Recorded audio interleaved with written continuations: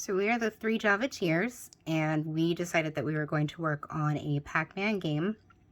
Our decision was to go ahead and give us a throwback retro feel. Our decision was to go ahead and give us an opportunity to work on something new. I myself had never worked with Java before. Some of our team had some experience with Java before, so we wanted something that gave us a bit of a challenge, but also something that was a bit fun.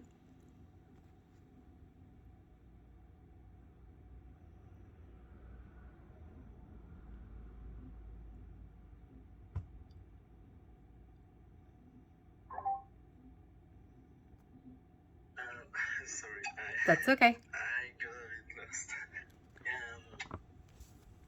Nope, that's okay. You can go ahead with the process. Okay.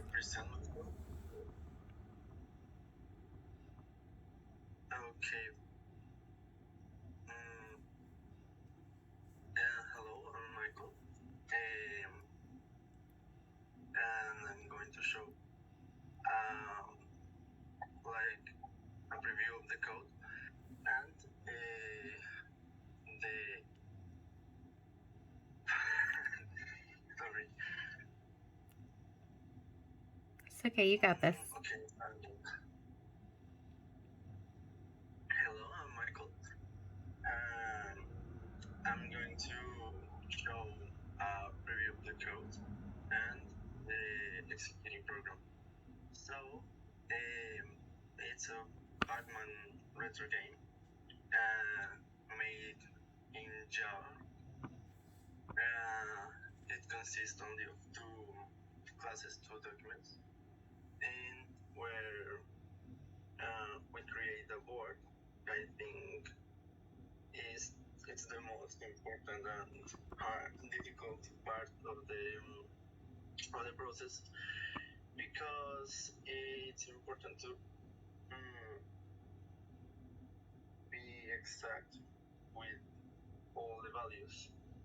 Each one of these values of this array, it's like a square of the board, and it is made strategically to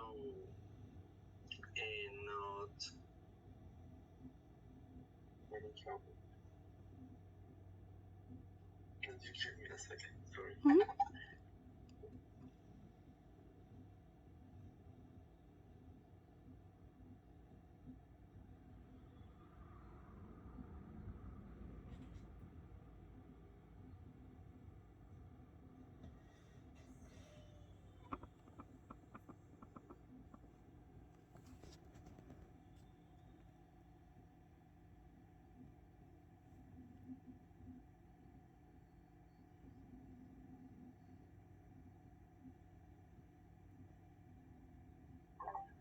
Okay, well, here is like a little explanation of how these values are taken, and it's just binary values. So even if the square is a dot, solid square, or just a border, it has a different value that is represented here. So if it's a solid block, it's going to be 0, or if that block has a border, or if it has a dot, it is gotten through a sum. For example, a full square that may be an obstacle for the player.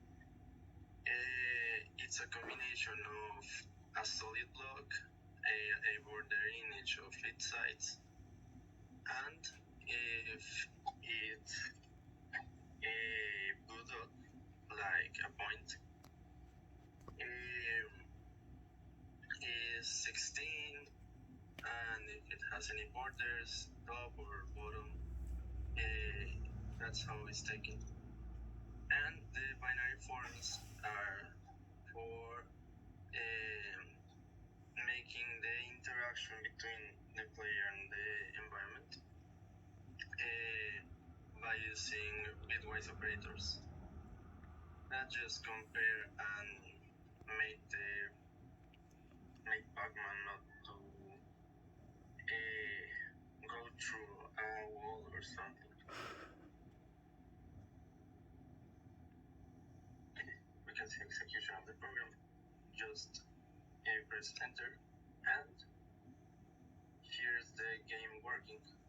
We have 3 lives as usual game, and that's it. And this entire game was 100% in Java, just as a heads up. There we go.